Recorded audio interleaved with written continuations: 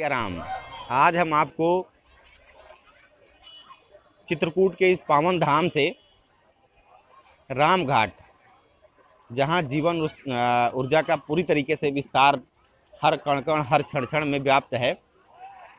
आज नवरात्रि का चैत्र शुक्ल पक्ष प्रतिपदा माँ शैलपुत्री नवरात्रि का प्रथम दिन है और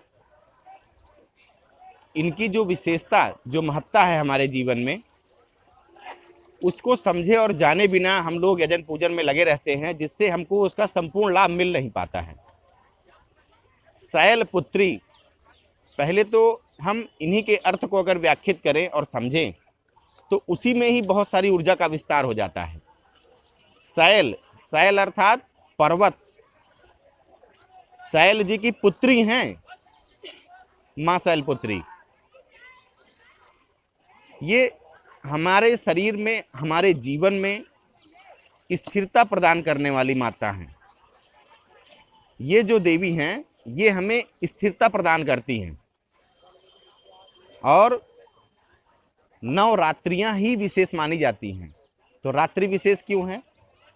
क्योंकि रात्रि का अंधकार जैसे होता है, सुबह सूर्य के प्रकाश से वो छंट जाता है, उसी प्रकार अगर ये 9 दिन हमने सही ढंग से व्यतीत कर लिए, सही आचरण, सही सोच, सही तरीके, सही ढंग का जो उपवास है, या मतलब सही ढंग का आहार विहार है, सही ढंग का जो प्राणायाम है, सही ढंग का जो यजन पूजन है, या जो भी प्राण प्रतिष्ठित या जहाँ भी अविरल ऊर्जा का प्रवाह हो रहा हो, वहाँ के आसपास अगर हम थोड़ी देर भी बैठ करके उस ऊर्जा को आत्मसात कर पाएँ, तो आप ये जानिए कि आध्यात्मिक ऊर्जा का ऐसा विकास होगा, ऐसा समन्वय होगा कि आपकी सोच, मनोदशा, आपको ज़्यादा से ज़्यादा नेचुरल तरीके के हील करने के जो तरीके हैं, विशेष करके देखें राम घाट में, जैसे अभी किसी को अगर जल तत्व चिकित्सा लेनी है तो उसमें करते क्या हैं कि बताते हैं कि आप एक टब बाथ करिए,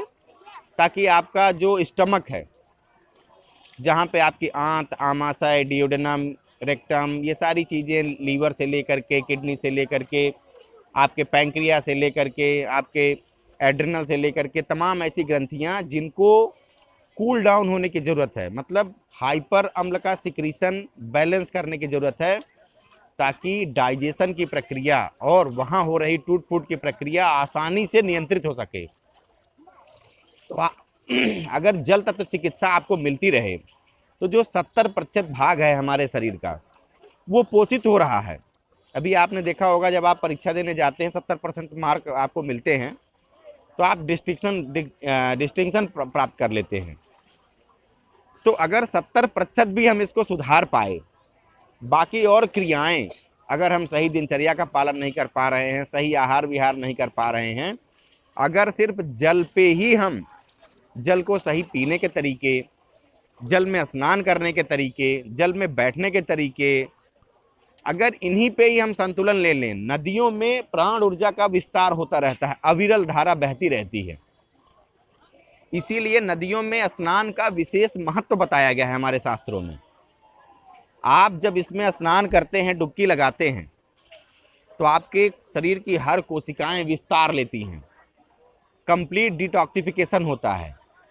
जो घनत्व है इसका, जो दबाव क्रिएट करता है, जो ऑस्मोटिक प्रेशर क्रिएट होता है, उससे जो हमारा पीएच बैलेंस होता है इनसाइड द बॉडी, वो एकदम संतुलित हो जाता है। तो बीपी की बीमारी, त्वचा की बीमारी, लीवर की बीमारी, आंतों की बीमारी, अल्सर की बीमारी, जिसको मधुमेह की बीमारी है, जलन दाह की बीमारी है, खुजली चर्म रोगों की बीमारी है, ये सब कुछ दिनों में ठीक होने लगता है। सम्यक चिंतन, सम्यक विचार, प्रकृति के साथ जुड़ाव ही हमें जीवन दे सकता है और हमारे अंदर प्राण ऊर्जा का विस्तार कर सकता है। ज़्यादा से ज़्यादा अपने धर्म स्थलियों तक जाएं, वहाँ बैठें, वहाँ सिर्फ दर्शनार्थ न जाएं, वहाँ बैठें, वहाँ की ऊर्जा को ग्रहण करें। वो जो क्वांटम हीलिंग है ना, उसको ग्रहण करें, आत्मसात लें।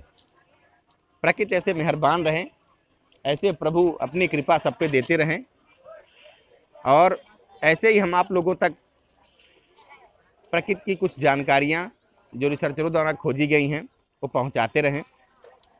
और आप लोग की सेवा में हमारा ये वैदिक चैरिटेबल ट्रस्ट हमेशा अग्रणी ऐसे बना रहे। धर्मार्थ, सेवार्थ, लाभार्थ सभी अवसर आप लोगों को प्रदान करता रहे। जय सिया राम, वंदे मातरम, हर हर महादेव।